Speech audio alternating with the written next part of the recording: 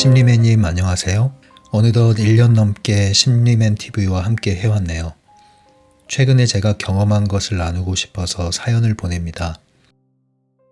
저는 어느 교육업체의 방문교사로 일하고 있어요. 제가 평소에 일을 그렇게 못하는 사람은 아니거든요. 실적도 늘 상위권에 있던 사람이고요. 그런데 작년에 실적을 아주 말아먹었네요. 보통은 어느 정도 하락폭이 생기면 다시 바짝 긴장해서 만회하고 그래서 연말 결산할 때면 늘 연간 순위 안에는 있곤 했는데요. 이번에는 완전히 순위 밖으로 밀려나 버렸어요. 이런 결과를 두고 처음에는 마음 안에서 핑곗거리를 찾게 되더라고요. 이게 다 코로나 때문에 그런 거라고요. 그런데 생각해보면 제가 관리하는 지역만 유난히 코로나가 심했던 건 아니잖아요. 또 다 똑같은 여건 속에서도 어떤 선생님들은 잘 해냈고요. 그래서 제 자신을 돌아보니까 제가 고객들 관리하는 방법도 그렇고 업무적으로도 많이 놓친 부분이 있겠구나 싶었어요. 그러던 차에 오늘 지국장님과 면담이 있었거든요. 면담을 하면서 제가 이렇게 말했어요. 작년 한 해 동안 제가 마이너스가 너무 컸네요.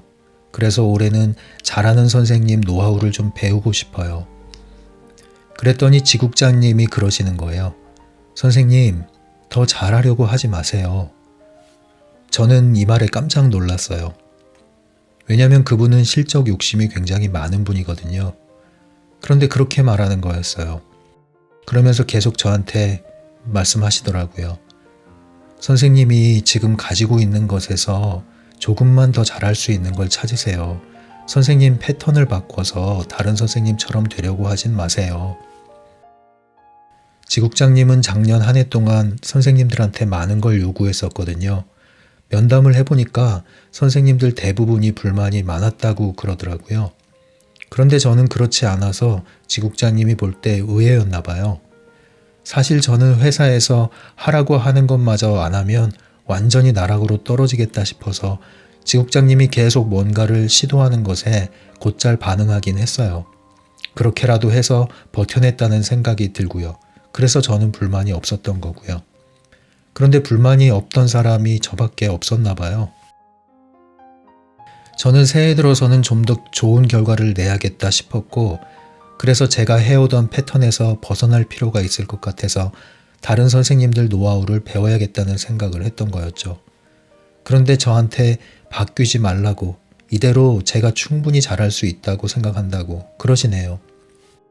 저는 오늘 20분간의 면담 시간이 정말 감동적이었어요.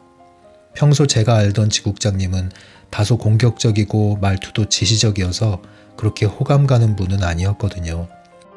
다른 선생님들 얘기를 들어봐도 지국장님은 계속 직원들을 압박하고 뭔가를 더 하게 만드는 그런 분이어서 선생님들도 방어적인 입장이었고요.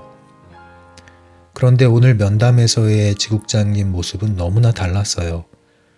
저한테 회사에 어떤 방침이 있을 때마다 언제나 적극적으로 조용히 호응해줘서 정말 많이 감사하다고 그렇게 말씀하시더라고요. 제가 평소에 생각해오던 그런 지국장님이 아닌 것 같았어요. 그런 지국장님의 모습을 대하면서 생각했어요. 제가 평소에 얼마나 상대방을 편견을 가지고 바라봤는지요. 지국장님은 계속 저한테 이렇게 말했어요. 선생님, 왜 자꾸 자신을 부정적으로 보세요? 선생님은 충분히 계속 잘하고 있어요. 너무 그렇게 자신을 깎아내리지 마세요. 이 말에 저는 또 제 자신을 돌아봤어요. 나는 얼마나 나를 편견을 가지고 바라봤는지를요. 이래서 우리에게는 타인들이 필요한가 봐요. 나 혼자서는 보지 못하고 깨닫지 못하는 걸 타인을 통해서 깨우치고 보게 되잖아요. 예전에 함께 일했던 관리자분도 저한테 그랬던 기억이 있어요. 선생님은 되게 꼼꼼하게 관리를 잘 하시잖아요. 저는 어머니들이 선생님의 그런 면을 제발 좀 알아줬으면 좋겠거든요. 그러니까 좀 더 생색을 내고 다니세요. 관리자 입장에서 볼 때는 제가 묵묵히 열심히 잘 따라준다고 보고 있더라고요. 조금만 힘들면 쪼르르 달려가서 얘기하고 그러지 않으니까요. 어쩌다가 지국장님이 저를 불러서 혹시 하는 거 불편하고 힘든 일 없으세요? 라고 물으면 저는 종종 없는데요 라고 그랬어요. 그런데 생각해보면요. 제가 없는데요 라고 말할 수 있었던 건 정말 심리매님 영상으로 마음이 다져진 덕분이었어요. 이런 마음가짐이 저 혼자 다짐해서 생겨난 게 아니거든요. 저는 심리매님 영상을 계속 돌려보면서요. 머리로만 이해하는 데서 그치지 않고 실제로 제가 부정적인 에너지로 떨어지지 않기를 바라면서 시청했거든요. 그런데 그렇게 꾸준히 영상을 접했던 게 저를 딱 붙들어줘서 제 마음을 유지하게 했던 것 같아요.